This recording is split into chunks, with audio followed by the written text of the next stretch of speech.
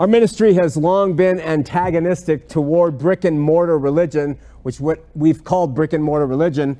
In my mind, brick and mortar was an appeal to physical institutions that require top-heavy servicing, or big budgets, or are laden with demands upon the people to get involved and constantly be active within the institution. I borrowed it from the tech world, where the tech world would refer to brick and mortar as if there's a bookstore that's in the cloud or online versus a brick and mortar, like a Barnes and Noble retail location on State Street's a brick and mortar versus something that's in the cloud.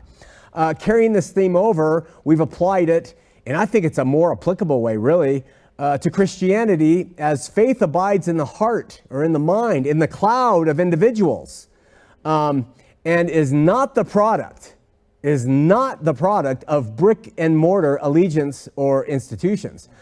I never ever appealed to the term from Scripture. I never looked up to see, is brick and mortar used in Scripture?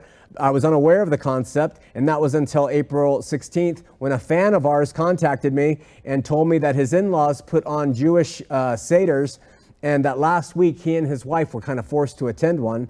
And in the ceremony, they read from the book of Exodus, which in and of itself is a telling title, Exodus, out from, and they read the following from chapter 1 at verse 14. Listen to what it says. And they, the Egyptians, set taskmasters over them, the Jews, children of Israel, to afflict them with their burdens. And they, the Egyptians, built treasure cities for Pharaoh, Pithon, and Ramses. And they made their lives, the Jews, bitter with hard work in mortar and in bricks and in all kinds of work in the field. All their work in which they made them do was with harshness. Now, hearing this, it becomes apparent that we have long tried to resist against religions putting believers in a place of building treasure cities. And any way a treasure city is made within religion is on the labor of somebody, whether they're actually participating in it or if they go to their job and they work 12 hours a day and they get a paycheck and they donate, they're building up the treasure cities, right?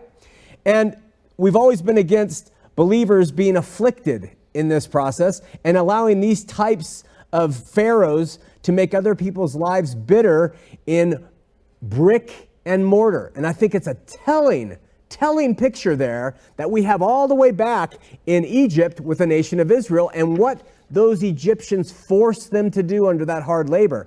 His yoke is easy. It is easy. We focus on this a lot because of the LDS institution in the state of Utah. It is the brick and mortar of brick and mortars, except for maybe Catholicism. And it's built on the back. It's a treasure city built on the back of the people. Well, little churches can do the same thing, so we're against it in that. But his yoke is easy. His burden is light. When people come to him, he gives them rest. Rest.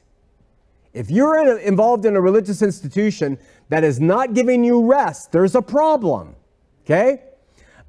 There's plenty of places in this world where you can find yourself exhausted. But when it comes to your faith, you should not be placed in a position where you're exhausting yourself. The difference between the brick and mortar religions and the relationship all people can have directly with him in the cloud, so to speak, is the brick and mortar is heavy. There is no thing a religion should put on a congregate but the word of the Lord by the Spirit, and let God perform a work on the individual souls. And that's just something to think about.